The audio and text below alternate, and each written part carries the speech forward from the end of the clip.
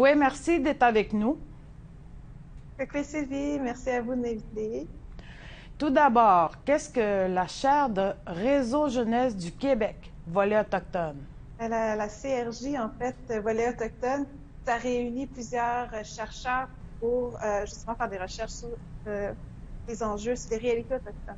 Et moi, je fais partie du comité aviseur jeunesse de ce regroupement-là.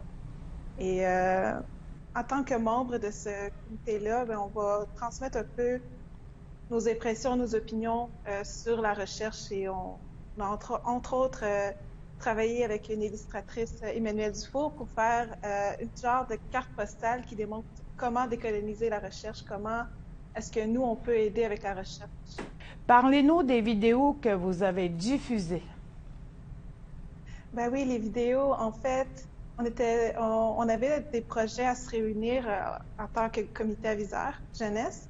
Et avec justement avec la nouvelle situation, ben, la nouvelle c'est rendu vraiment nouveau en ce moment, on a décidé de faire un projet de capsule mensuelle pour parler de différents enjeux qui touchent la jeunesse.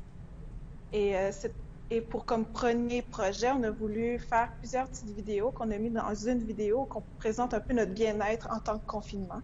Et dans cette vidéo-là, on a pu montrer les différentes perspectives, les différentes réalités d'être autochtone, ben, pas d'être jeune autochtone en tant que confinement, mais aussi pour parler du bien-être, comment on passe à travers tout ça. Et c'est beau comment c'est différent, mais en même temps, on vient se rejoindre dans différentes expériences.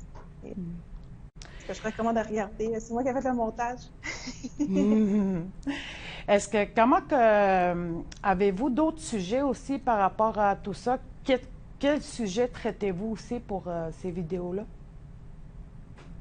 Ben, c'est ça, pour la première vidéo, on a parlé du bien-être et après, ben, ça va dépendre aussi, on fait des ateliers, on a fait une rencontre à un moment donné pour parler de l'identité, en fait. Qu'est-ce que c'est l'identité chez la jeunesse autochtone? Donc, on s'est rencontrés puis on a discuté de ça. Et là, on est en train de travailler pour faire le montage de cette vidéo-là, de pouvoir le montrer puis montrer un peu nos différentes perspectives, encore une fois.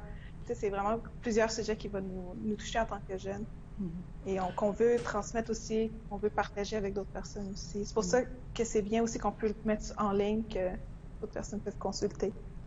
Justement, où est-ce qu'on peut les retrouver et est-ce qu'on peut participer?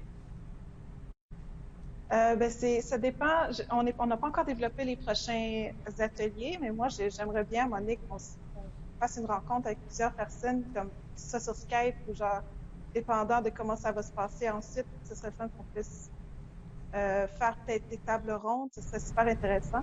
Mais on peut aller chercher, mettons, la vidéo dont on a parlé au début, on peut aller sur la page Facebook de la chaire Réseau Jeunesse Autochtone.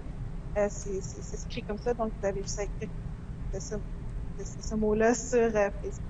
Et il y a aussi le site Internet. Concernant la charte de Réseau Jeunesse, après la pandémie, c'est quoi vos plans?